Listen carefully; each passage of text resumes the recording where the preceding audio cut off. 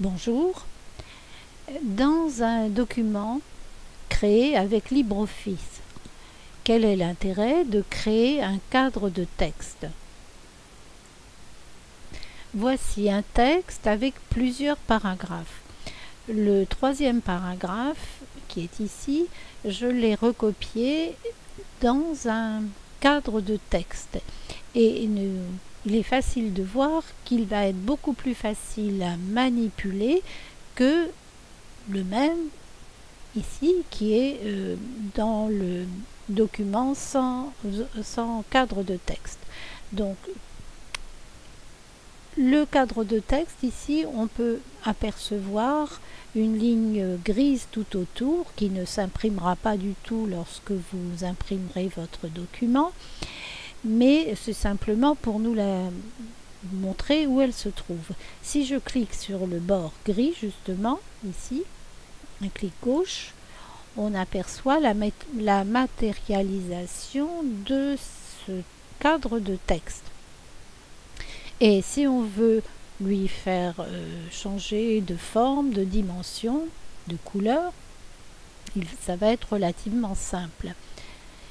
Je vais prendre, si je veux par exemple le rétrécir sur sa longueur, je vais cliquer au milieu ici, un clic gauche, quand mon curseur est devenu une double flèche.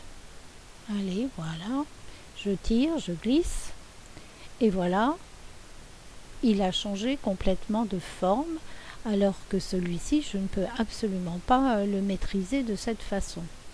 Je peux à nouveau changer, je peux tout à fait changer la forme de la zone, la rétrécir encore. Voilà.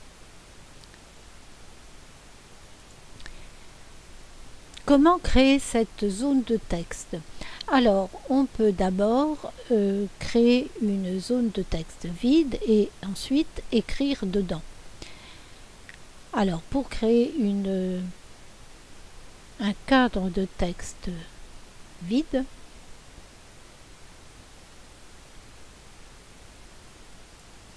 insertion, cadre, et encadrer interactivement. Le curseur devient une croix. On clique et on ne lâche pas le clic, on glisse. Et voilà, créer le cadre de texte.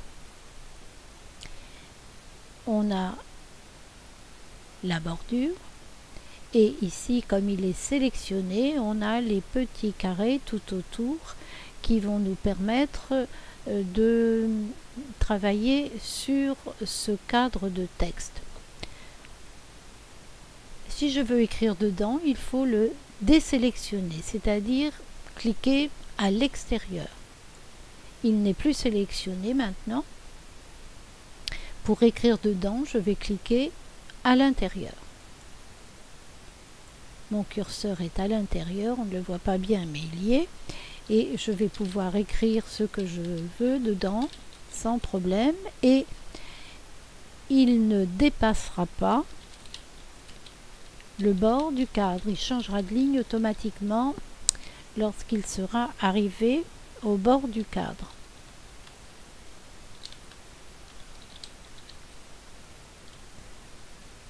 C'est parce que mes mots sont trop grands là, évidemment je tape un petit peu n'importe quoi, mais là je peux encore mettre 2-3 lettres, mais il n'ira pas plus loin parce que automatiquement il va changer de ligne en bordure de cadre. Voilà. Si je veux changer la couleur des lettres ou quoi que ce soit, c'est la même chose que ce qui se passe dans un texte normal. Je sélectionne le texte par le cadre et je prends par exemple le rouge, c'est transformé en rouge, etc. Je change, je sélectionne le texte et je change la taille des caractères, la police. Voilà. sans problème, ça ne touchera en rien tout ce qui est à l'extérieur du cadre. Même si c'est un texte important, ça ne touchera absolument pas à ce texte. Maintenant, après avoir changé ce qui est à l'intérieur, tout ce qui est caractère de texte ou même le changement de ligne, si je veux modifier le cadre lui-même, je vais cliquer sur le bord du cadre, comme ceci, puis un clic droit, et je ferai propriété. Je peux mettre un cadre comme il est actuellement ou l'enlever. Une bordure, pardon. Mettre ou enlever une bordure.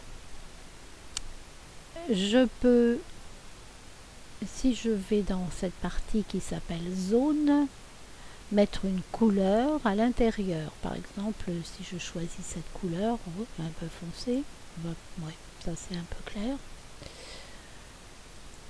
Bon, c'est pas grave, on va prendre n'importe quelle couleur. Voilà. Et on fait OK. Bon, c'est pas très heureux, mais on verra par la suite qu'on peut faire des couleurs plus claires. On peut bien sûr, comme je vous expliquais tout à l'heure, changer la forme sans aucun problème et surtout déplacer, le mettre où on veut, ce qui est absolument impossible quand on n'a pas ces cadres de texte. Alors maintenant, si mon texte est déjà tapé comme celui-ci, je peux le faire entrer dans une zone de texte. Pour cela, je vais le séparer, je vais le sélectionner, pardon, et comme tout à l'heure, insertion, je peux soit à nouveau l'entourer de cette façon et la zone de texte est créée, ou bien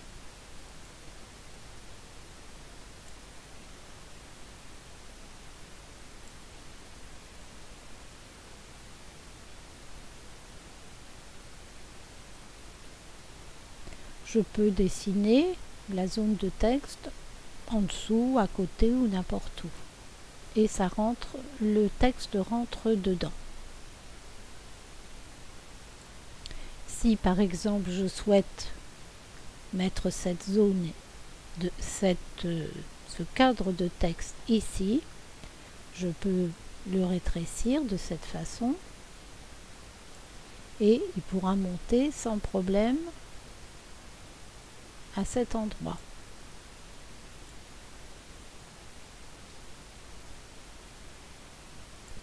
Comme dans un texte normal, je peux sélectionner d'abord le texte et ensuite, par exemple, le centrer, comme on fait habituellement. Je peux également me servir des tabulations. Je me mets par exemple devant le D ici et j'appuie sur la double flèche des tabulations et ça me le décale d'une tabulation. Si j'ajoute une tabulation, ça me fait ceci également. Enlever la bordure.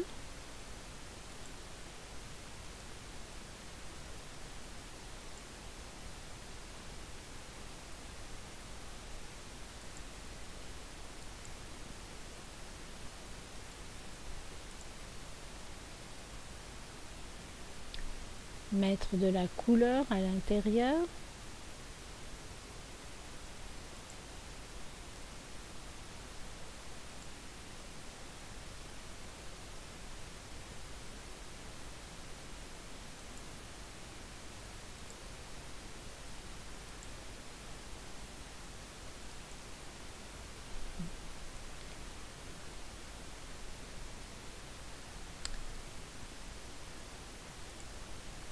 Avec ce texte complet, par exemple, on peut tout à fait facilement obtenir ceci.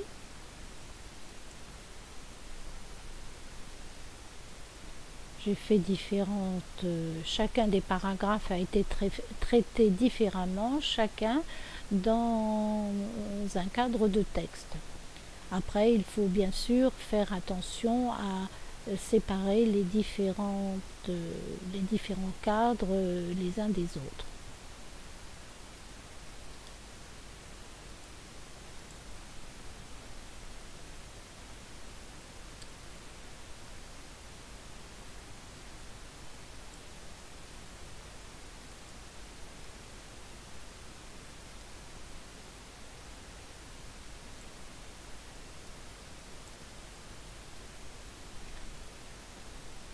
Voilà, c'est à peu près tout pour aujourd'hui. Je pense qu'il faut s'exercer. C'est un petit peu délicat lorsqu'on a plusieurs cadres, mais ça se traite relativement facilement. Si le contenu d'un cadre nous semble inutile, il suffit pour le supprimer de cliquer ainsi sur la bordure. Lorsque le cadre est sélectionné, on fait Supre et voilà, la partie entière a disparu. Il suffira de déplacer un petit peu les autres pour arranger le document.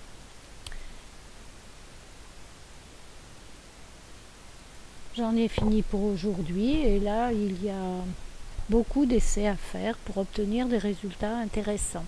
À une prochaine fois.